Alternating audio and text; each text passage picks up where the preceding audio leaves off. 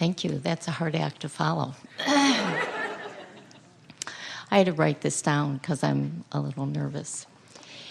I've been listening to your CDs in my car on a almost daily basis recently, and you talked about answering a question about the difference between meditation, the workshop, and another thing that I don't remember. And you said that meditation was being, I think, a passageway to allow an opening to blend the inner being with the outer world. And I was wondering if you would elaborate on that so that I would have a clearer understanding. Well, from our perspective, if we were standing in your physical shoes, this is the way we would utilize the tool of meditation. It's a process for raising vibration, period. It's not a process where you get in and make something happen in terms of identifying it and setting goals about it and speaking more clarity about it. That's more like what a workshop is. In other words, a workshop is where you focus your mind with the details of something that you want, where meditation is almost the opposite of that. Meditation is like the allowing part of the equation, while doing a mental workshop is like the asking part of the equation. So we always tease our physical friends a little bit. We say, we teach you to meditate because it's easier to teach you to quiet your mind and have no thought than it is to have pure positive thought. Because when you've been beating the drum on some subject and you say, oh, I think I'll make improvement on this subject, where you are is where you are. And so when you try to think about this subject, you don't activate it over here where you want it to be, you activate it over here where it is. So that's why people will say, why is it that the things that I really don't care that much about come easily, and the things I really want are so slow in coming? And we say, because the things you really want, you really think about a lot from right where you are. So that's why we teach meditation. The process of meditation is sit in a quiet, comfortable place and quiet your mind and focus on something that allows you to stay awake but doesn't activate something that is troubling. Or, in other words, it's just choosing some subject that you can rest with and feel good with. Sometimes Esther uses meditation to clean her vibration up fast because she's found that appreciation is every bit as good as meditation. If she is anywhere in the proximity of appreciation tunes her right up to source energy immediately. But if she's not in the vicinity of appreciation, then stopping thought altogether will stop. You see, think about what it means. If you deactivate your focus, if you stop thought, then you've stopped resistant thought. And if you've stopped resistant thought, your vibration will naturally raise, just like a cork will bob right back to the surface, you see. So use meditation to raise your vibration, and use the workshop to identify more specifically what you're wanting. Now, why would anybody need to offer a workshop anyway? If contrast causes you to launch rockets of desires, and that's step one, asking, and then you meditate or bask or do things that feel good, which causes your vibration to raise to the level of what you're asking for, that's the answering step 2 and the receiving step 3, then why would anybody ever want or need to get into a workshop where you are specifically asking for things? Because it's fun.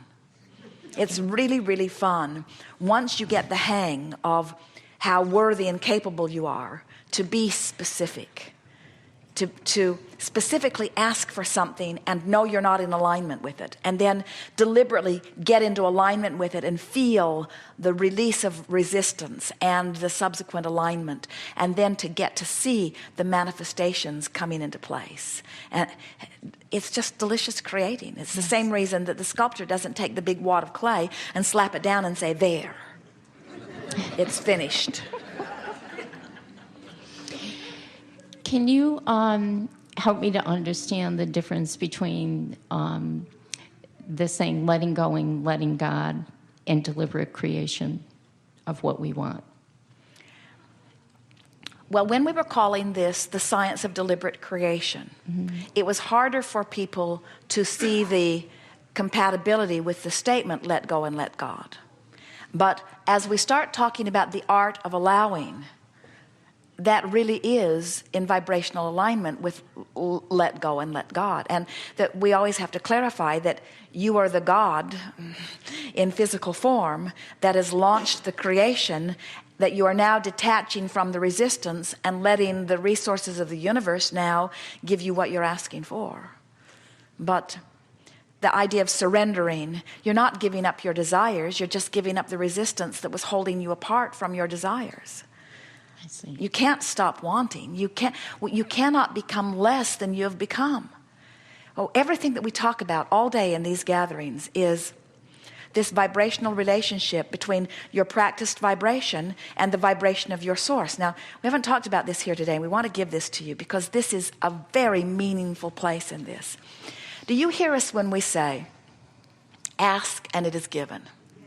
And do you understand that step one is your asking, and contrast helps you to do that. And step two is source answers.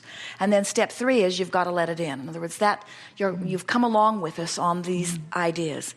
So now we're saying to you that the reason that we can unequivocally say to you, when you ask, it is given, is because when the contrast causes a desire to be born within you, you are so trusted by source out here on this leading edge place to selfishly request the very best possible thing for yourself, that source agrees instantaneously and goes along with it. Now hear that. We don't think you quite heard it, and it is so important that you hear it. You are the leading edge of thought, and you are selfishly oriented. You and every point of consciousness in the universe, which means the one-celled amoeba in the ocean is having an experience of perspective and is having preferences, even though they're different than yours and spoken differently than yours.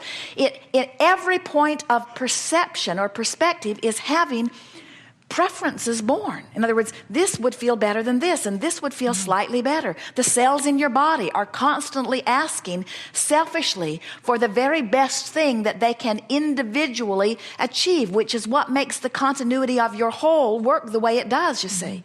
So can you feel the perfection of this? That if every point of consciousness is selfishly asking for what's best for it, then what's best for the whole is always happening all around, you see? Yes. So now take that thought and flow with us a little bit. So here you are out here on the leading edge of thought, and you had exposure to an experience that is causing you to personally and selfishly prefer something beyond what you've got.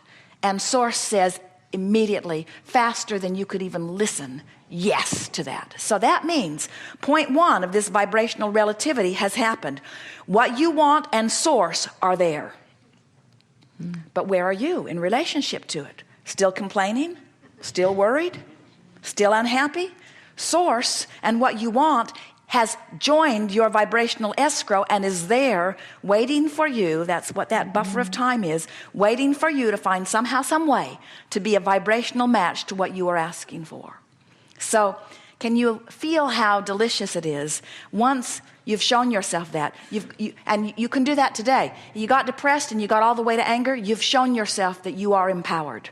You've shown yourself that no matter what, you can and if you can go there, then you can go there. And if you can go there, then you can go there. And if you can go there, then you can go there. In other words, if you can get from depression to anger, then you can get from anger to frustration. And then from frustration to hopeful, and from hopeful to believing, and from believing to knowing, and from knowing into the ecstasy that is natural to you. And we have to say to you that there is no end to relief. In other words, we cannot stop being where we are and expanding into more. The expansion never stops for any of us.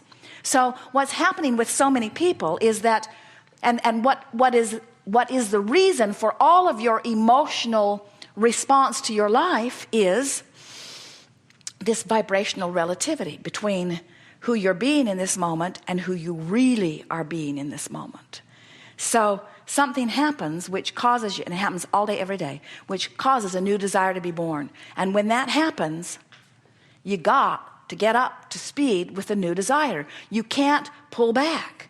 So if somebody says, let go and let God, we promise you they're not saying pull back those desires, because that defies the way the universe is established. It defies all the laws of the universe as we know them to be, you see. You can withdraw your resistance, but you cannot become less than your leading edge environment has caused you to be. The other day, Esther, right before her eyes, felt a new desire born. She felt it happen. Jerry was standing right next to her. She looked at him and she said, uh-oh. Uh-oh. He said, what? She said, we've got no choice but to go there. You have to go there. And once it's born, you're never happy again until you go there. You've got no choice but to go there, you see. So you can let go and you can let God, but you can never stop creating. You can never stop thinking. You can never stop being. You can never stop offering vibration, but you can deliberately control vibration. And that's the power of those workshops, to deliberately control thought and then see universal response to your thought. That's ecstasy. That's deliberate creating ecstasy. Good time for a segment of refreshment. If there's something more, we can begin with you after. It's very quick. Give it to us fast. Okay. There was a teacher in India that I spent some time with who said that the Earth plane was the only plane in all of the galaxies where you can truly experience yourself as God. The only physical plane? The Earth plane. We think there's misunderstanding either in what you heard or in what was said. Probably what I heard. Oh. Thank you. Thank you so much. Good time for a segment of refreshment.